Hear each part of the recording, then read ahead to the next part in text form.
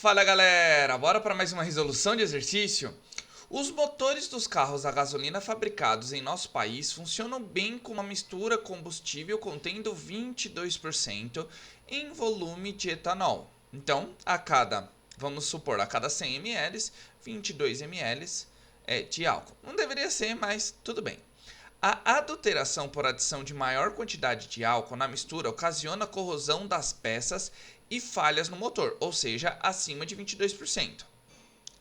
O teste de controle de quantidade de álcool na gasolina vendida pelos postos autorizados é feito misturando-se num frasco graduado e com tampa 50 ml da gasolina, ou seja, vai lá no posto de gasolina, pega, né, numa proveta, né, como a gente fala, que é um frasco que tem a graduação, ou seja, o volume a ser medido, do posto com 50 ml de solução aquosa de cloreto de sódio, ou seja, coloca sal na água, literalmente assim, pessoal, por conta da polaridade. Eu já vou explicar o porquê, né?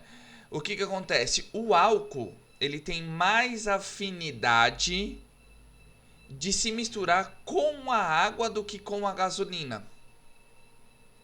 Tá legal?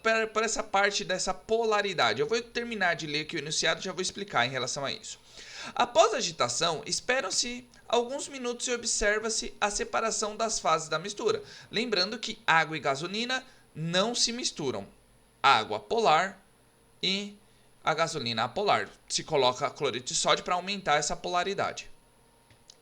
Num determinado posto feito o teste, resultou que a fase orgânica ocupou um volume de 39 ml e a fase aquosa 61 ml.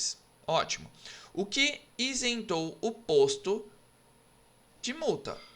Tá? Então, não ultrapassou esses 22% devido ao cálculo. Mas não é o intuito do exercício fazer os cálculos. Tá? Entre as alternativas abaixo, aquela que não está de acordo com o teste realizado nós vamos ter que interpretar cada alternativa. Mas antes, vamos fazer o seguinte, pessoal. Como ele não está perguntando sobre o cálculo, nós temos que ter uma noção. Que noção? Primeiro, como que é a fórmula do álcool? Só vou desenhar com os carbonos, tá? Então, vamos desenhar aqui com o hidrogênio, vamos lá. Não vai ficar exatamente assim aqui, ó, pessoal. O álcool, ou seja, o etanol, é como? Ele tem essa estrutura. Certo? Esse é o álcool. A água a gente já sabe que é H2O, né? Então, a água, eu vou até colocar aqui, ó, a água é H2O, vou escrever a geometria dela. Tá mais ou menos isso daqui, né? O que acontece, pessoal? Nós temos os pares de elétron.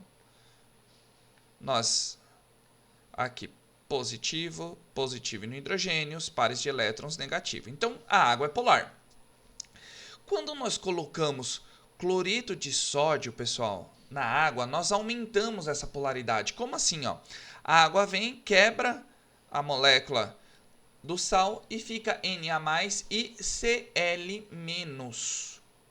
Tá legal? Então a gente aumenta a maior quantidade de polos. Então vai ter mais polos positivos e mais polos negativos. Vamos pensar desse jeito. Só que na molécula de etanol, pessoal, nós temos o quê? Nós temos exatamente a função álcool, onde ela vai ter uma tendência de atrair, né, toda a nuvem eletrônica, vamos dizer assim, do restante da molécula, tá legal? Ou seja, aqui vai ficar mais positiva, vamos dizer assim.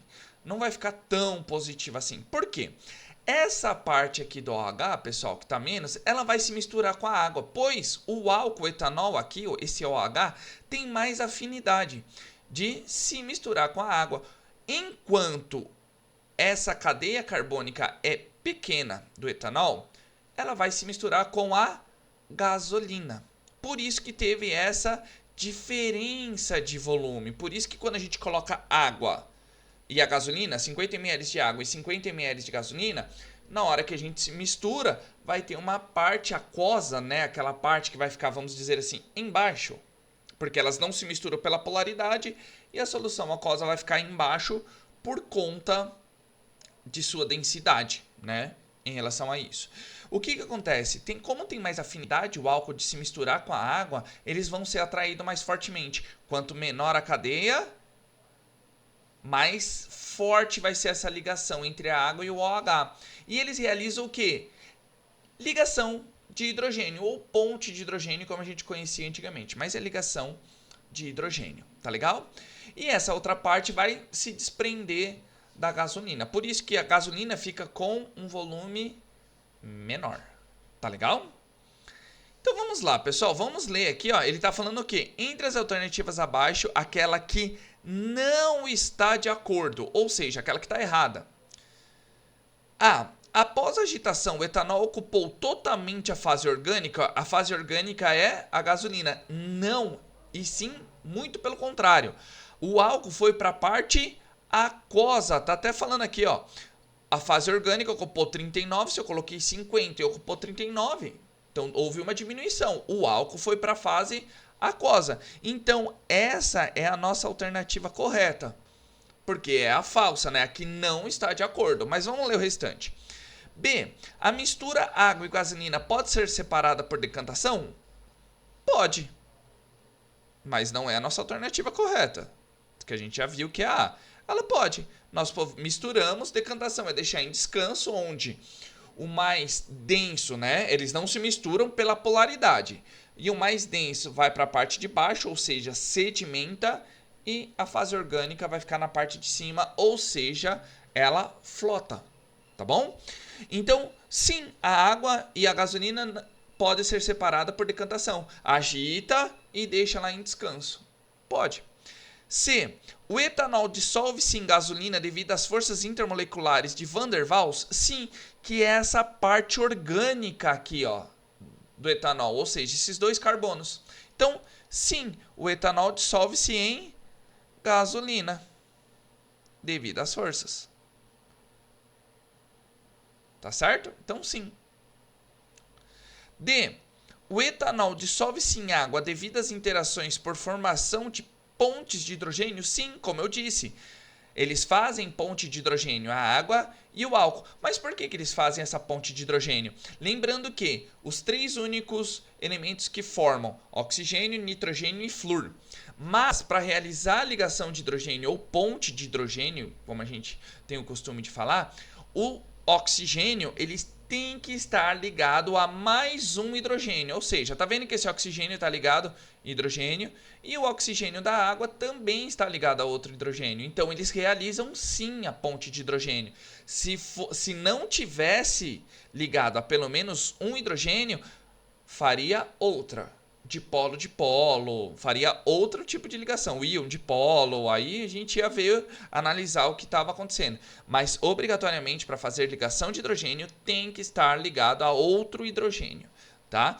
Então, sim, o etanol dissolve-se em água devido às interações por formação de ponte de hidrogênio. E as pontes de hidrogênio são interações mais fortes do que as forças intermoleculares de Van der Waals?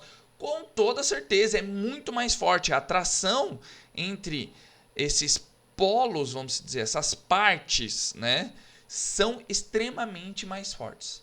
Tá certo, pessoal? Um exercício bem interpretativo que a gente tem que lembrar, né, algumas coisinhas, mas nada que a gente não consiga resolver.